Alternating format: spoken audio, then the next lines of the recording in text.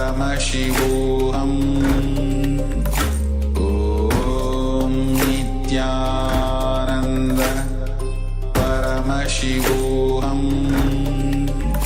Om Nithyananda Paramashivoham Om Nithyananda Paramashivoham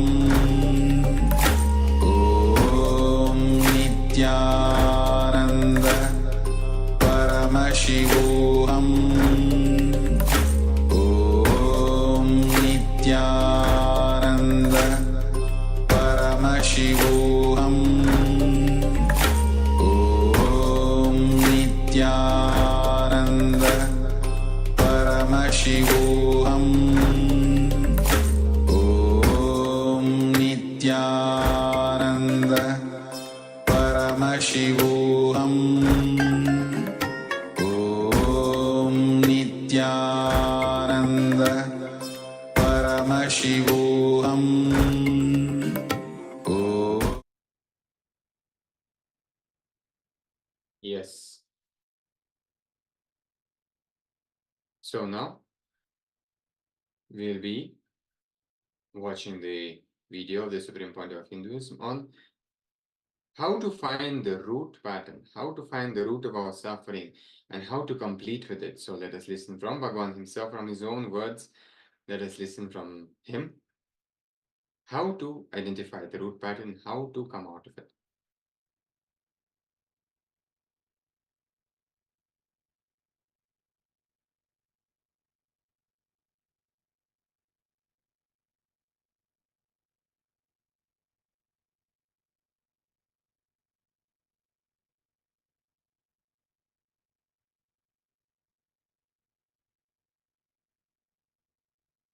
Yourself. You try to be very safe, handle you in a very like a baby and rose flower, very cutely, with a light romance, you feel you should be handled.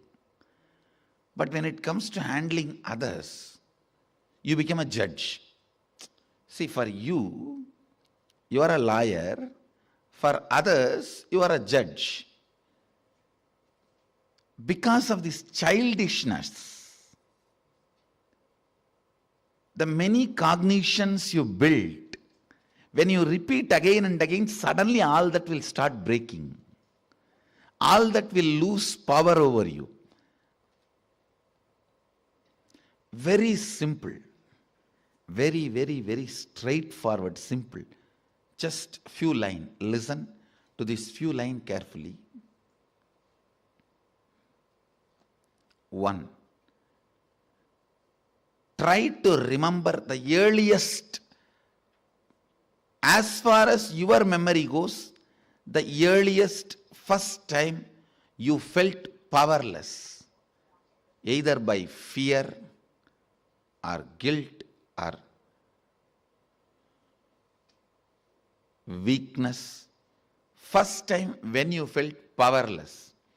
It can be as simple as your mother made you sit on the dining table, or you were playing in the rain and your mother slapped you and dragged you inside the room, or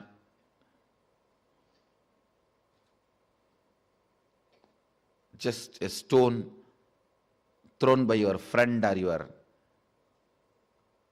brother has hit you. It can be as simple as this, or your sister snatching the ice cream. Now usually sisters don't snatch, only brothers snatch. No, I have seen. Sister is the best relationship. I grew up in large family. Sister is the best relationship. It can be as simple as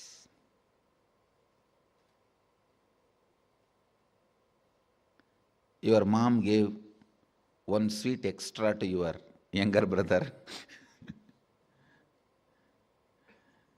Your dad gave one cloth or jewel extra to your younger sister.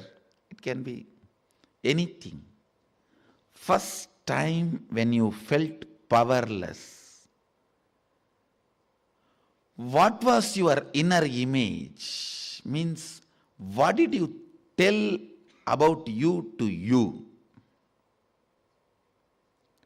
What was your outer image?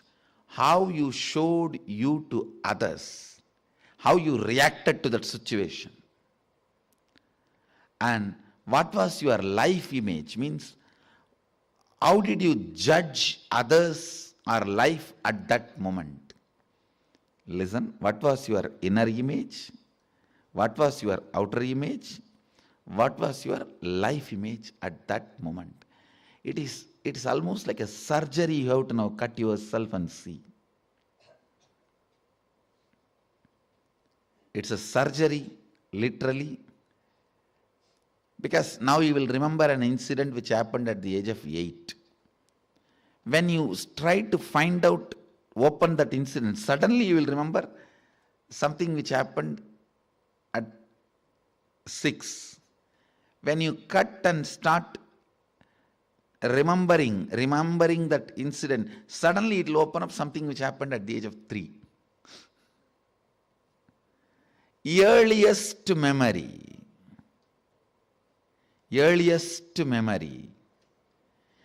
First time, as far as you can remember, when you became powerless. Actually, you will be surprised, because I'm going to blow prana into you. Means awaken your pranic energy.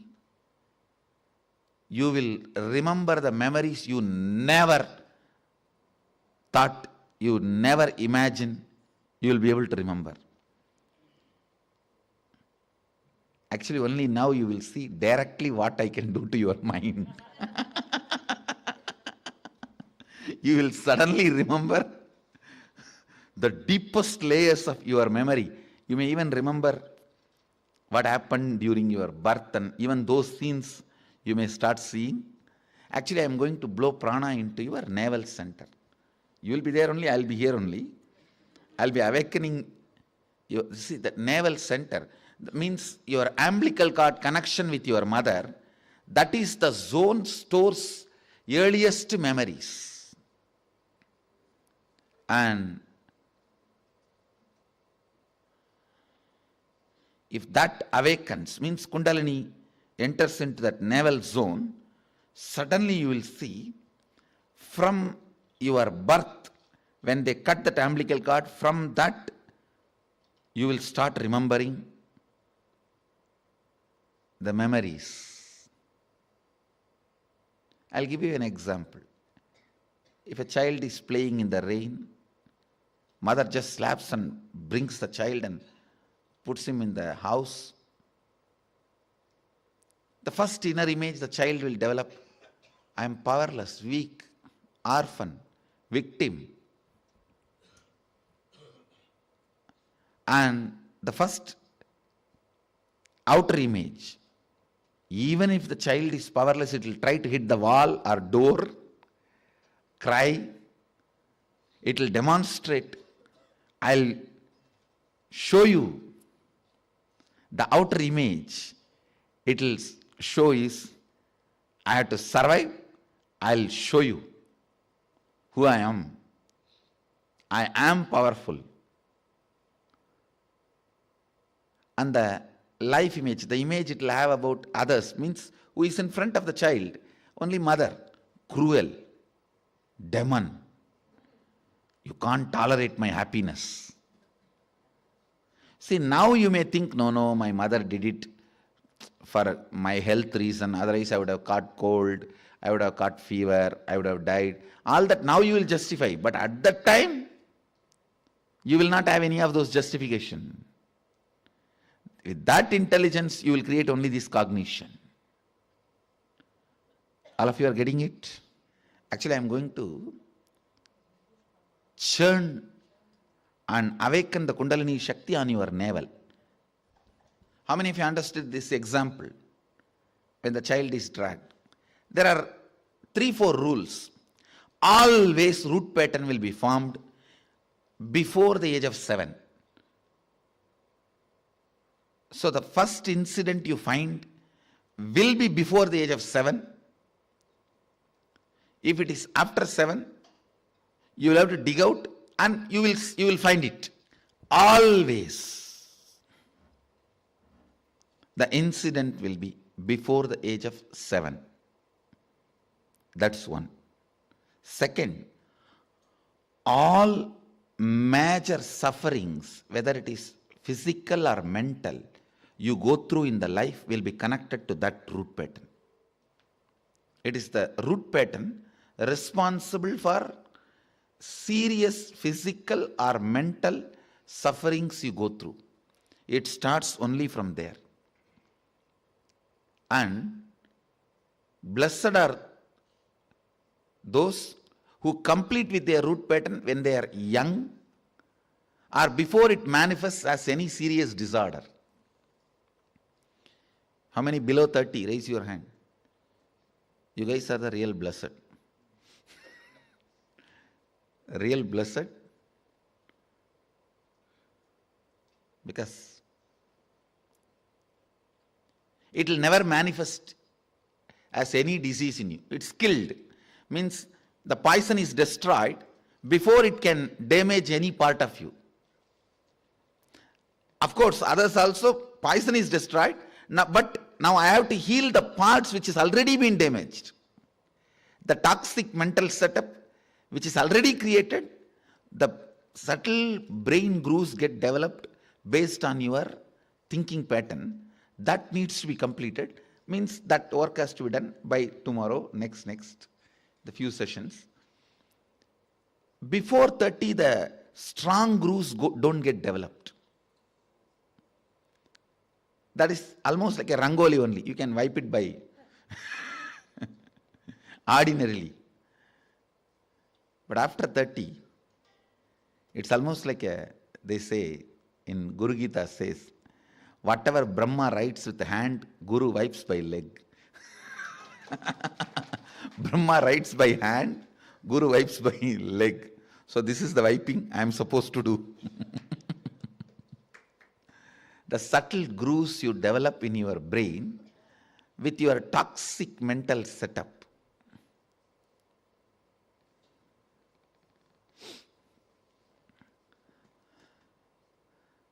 Now only you are entering into the most serious or important part of inner awakening. Please understand. Last 4 days is more like a warming up session. I am introducing some concepts, some theories, some simple techniques, some simple, very entertaining processes. Today we are entering into a very serious transformation where literally many of your past loads will be wiped from you. Means you will forget them. It will just not be there. It will just not be there. But that not there zone, you would have never imagined can happen to you. You understand? See, you can never imagine some heavy load from you can be taken away once for all. So now this is the process we are going to enter. So much of load will be taken away once for all. Where not only they become irrelevant to you, they are just not there for you. That is the best space to be.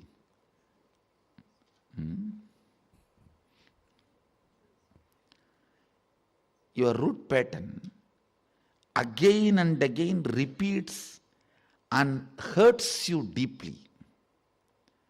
One more thing, how many of you understood? Yesterday in that whole Samskara Dahana Kriya, many of your sufferings are almost like a same type. Same type only, your sufferings, your patterns, the way you torture yourself is the same type. How many of you understood that?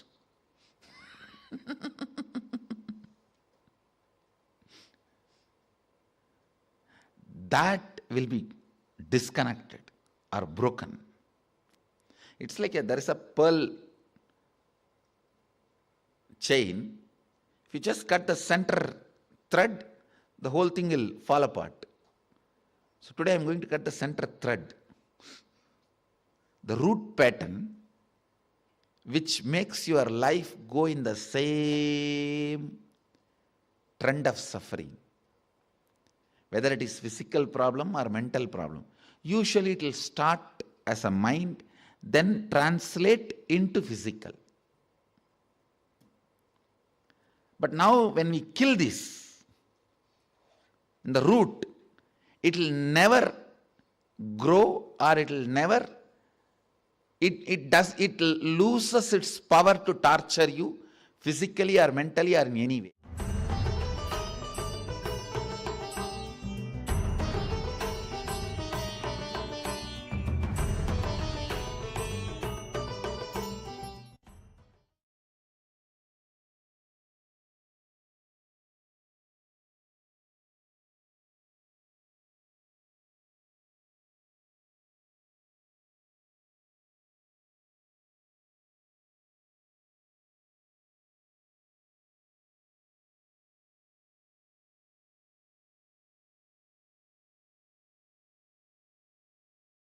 Yes, so now let us continue with the session. We have one more powerful video from the Supreme Pontiff of Hinduism, just to add more into the understanding of the root pattern and how we can complete with our root pattern. So let us listen from Bhagavan himself on further insights into the root pattern.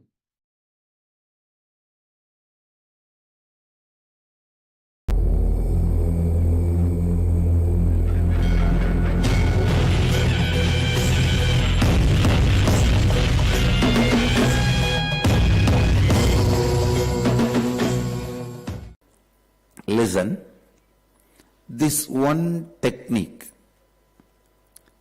is powerful enough. It is capable of helping you to achieve anything you want. Please understand, with all my integrity I am telling you, whether you want health, or you want to achieve wealth, or you want to achieve happy relationships, or completion with yourself, contentment, ultimate enlightenment. Anything you want, this one technique can give you that. This one technique, practiced, can give anything you want. It's the most powerful. One of the most powerful technique Mahadeva has given. It is given by Mahadeva Shiva to Devi, through Devi to all of us. In Shivagama, the chapter called Sivajnana Upanishad, sloka 94th verse, 22nd technique.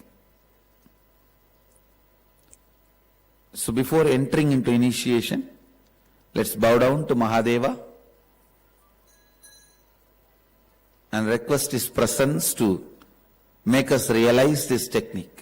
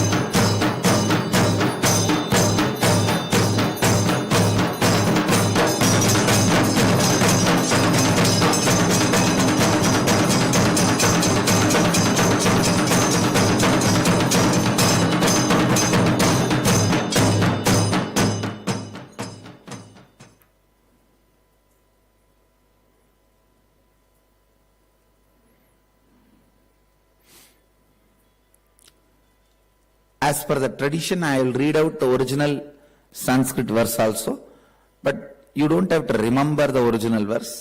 It's as a tradition I will read out, and I will give you the translation. I will explain exactly the technique. Chittatyantaha kritir nasti mamantar bhavayet iti vigalpanam apavena vigalpai ruchito bhavet. Chittatyantaha kritir nasti mamantar bhavayet iti vigalpanam abhavena vigalpair uchito bhavet. Listen to translation. Consciously feel within that mind stuff of past memories of incompletion with its activities as mind, intellect and ego are not existing in me. By contemplating this way, in your inner space, disidentify from the past impressions and the memories of incompletion. Put your active attention at the space of past happening. Relive these imagined impressions and memories of incompletion, then the mind stuff, having fully ceased from its present characteristics of forming thought patterns and cognitions, is complete. Thus, you become complete and achieve the original space of complete completion. Now I will explain the technique.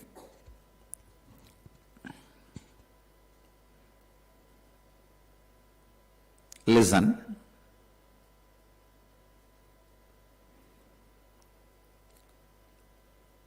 The incident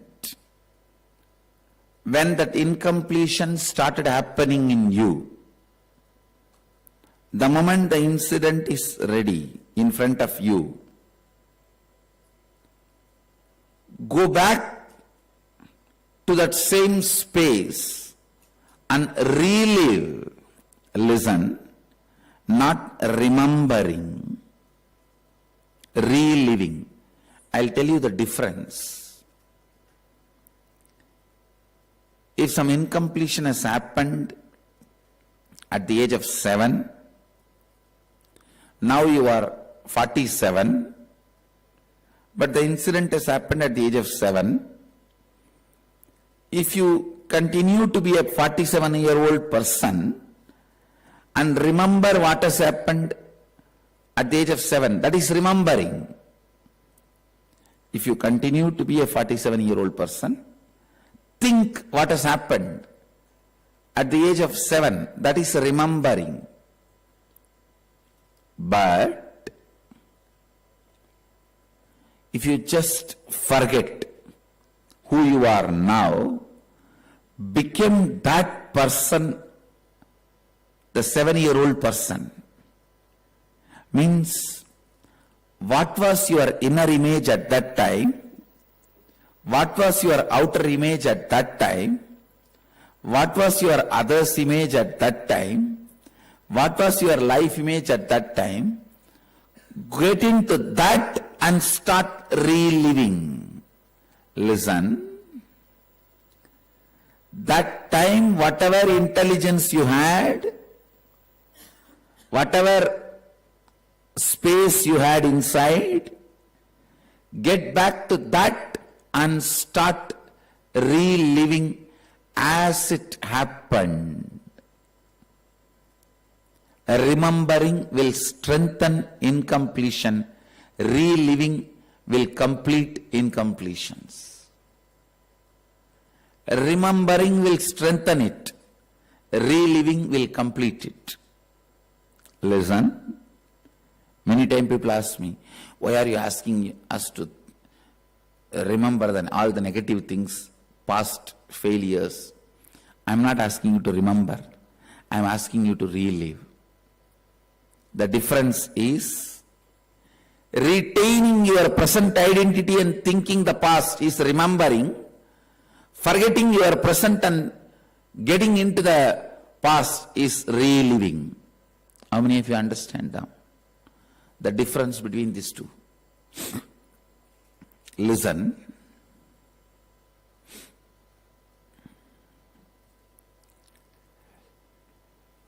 When incident happens, I'll give you one example.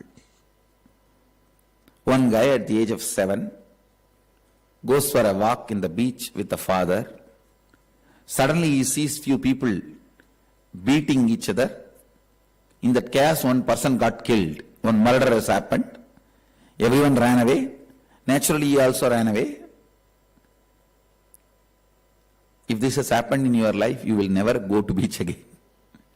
Even if you go, whenever you go, you will see the heaviness of that murder coming back to you. You go through the same pain, heaviness. Listen.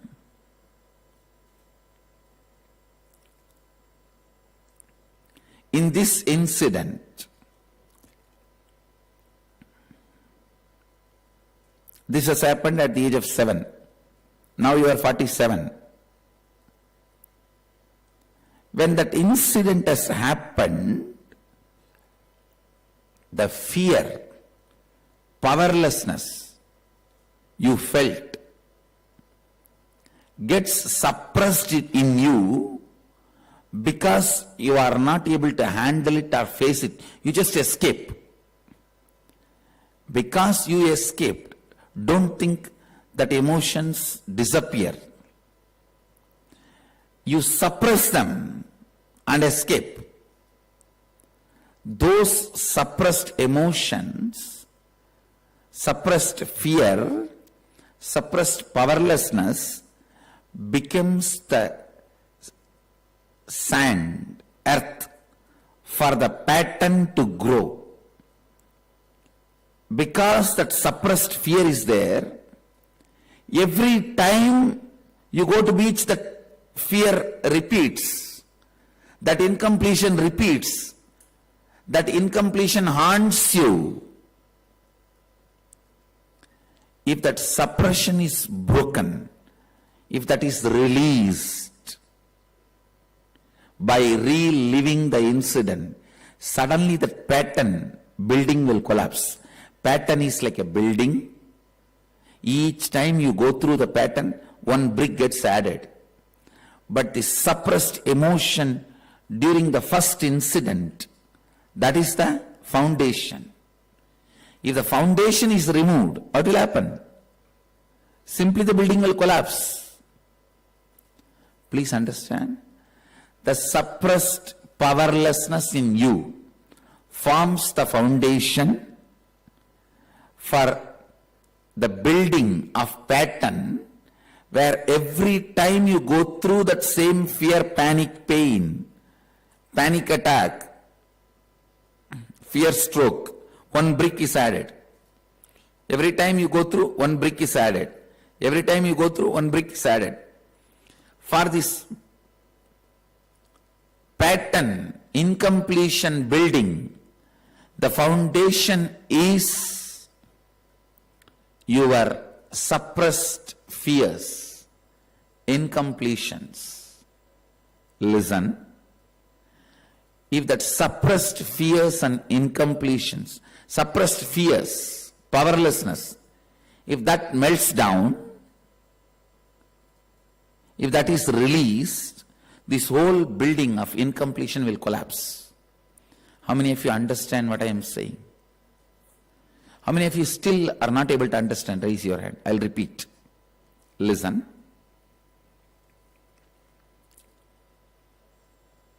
I'll repeat the same example. At the age of 7, you go for a beach walk with your father. You see somebody is killed. And naturally you get frightened. You fall into that powerlessness. You try to escape from that scene. But that does not mean you save yourself from that emotional turmoil also. Even if you run and sit in the car, after coming back to the house also, that that whole powerlessness, that fear, that shivering still will be there inside, but you don't know how to get rid of it. You suppress, try to divert yourself by suppressing it. So that becomes a foundation for the fear pattern to grow, fear incompletion to grow. Every time you go through a panic attack, that becomes one brick in the fear, in the incompletion building. Incompletion is building the powerlessness you first experienced is the foundation. If that suppressed powerlessness first you experience, that suppressed fear, if that is released in your system, the building will just collapse. It will really collapse. Now do you understand? So now, in this reliving process, suppressed powerlessness, fears during each incident will be released through your nervous system. You will be free. You will be free. The whole incompletion will collapse. Now you might have written minimum 10 incompletion. For all the 10 also there can be only one incident or two incident, because of which all 10 incompletions have grown in you.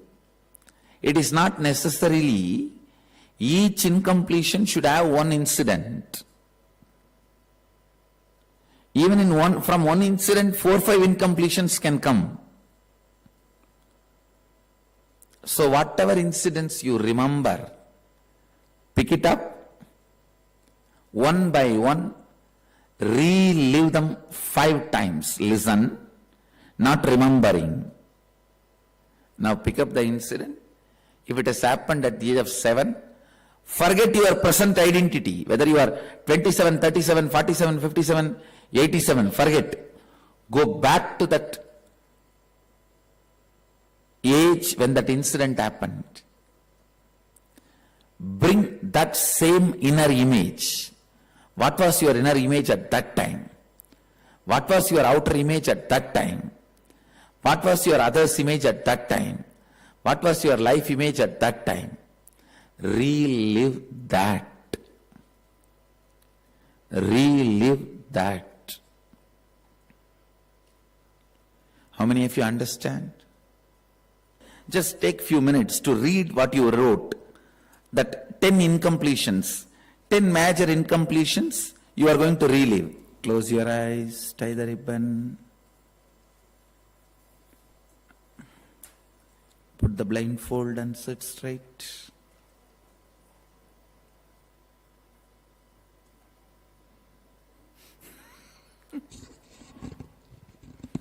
Please tie the ribbon, close your eyes, sit straight. Pick up the first incident. Forget your present context. Go back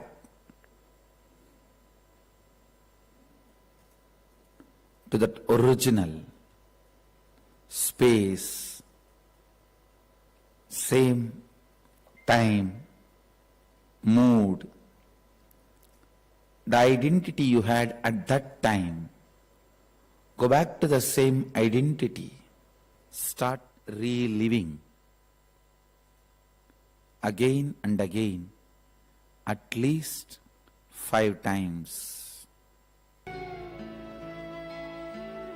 Relive again and again, at least 5 times each incident. Relive it intensely, sincerely.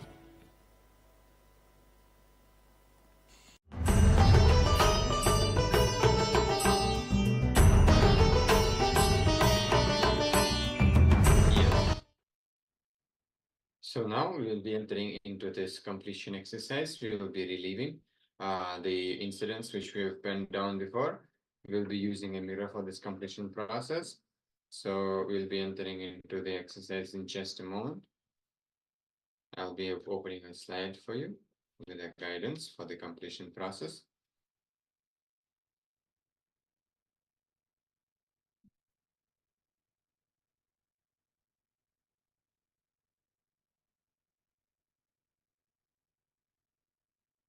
Yes. So now I'll be projecting the slide for you.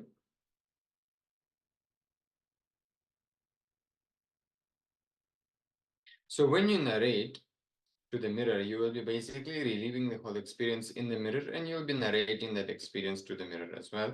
So when you do that, when you narrate, you may remember some other earlier incidents, how we covered in a previous session, just to reiterate it. So you do remember and do the exercise correctly.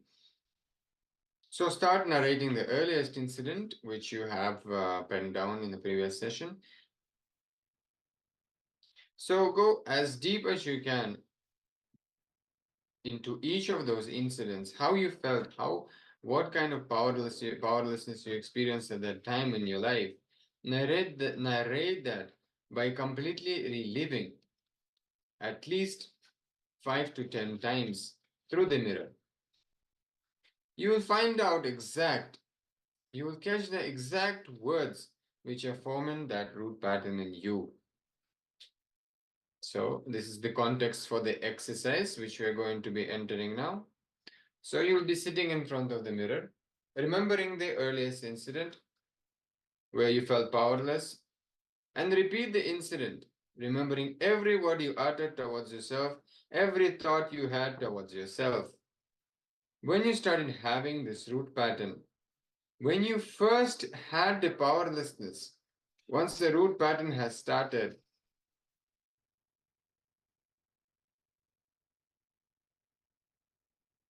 see, once your root pattern has started, from that time your growth stops. After that, you never grow. You may be growing by age, you may be growing physically, but you are not growing spiritually, you're not growing consciously. No growth is actually happening to you after you form your root pattern. Also importantly, Swamiji, the Supreme Pontiff of Hinduism, Bhagavan Sri Nithyananda Paramashivoham is reminding us here that we should not escape any single moment which we are reliving. Just so you understand that the moment the root pattern is born, your life is destroyed. Your growth is stopped. Only when you complete, your life will resume again. You will start living your life again. So understanding this, let us enter into the process of the relieving through the mirror. So we'll have a few minutes doing this exercise, 10 to 15 minutes we have. So do it intensely and sincerely so you can come out and really experience that completion which Bhagavan was sharing in the previous Jnana session. So let us enter into this exercise.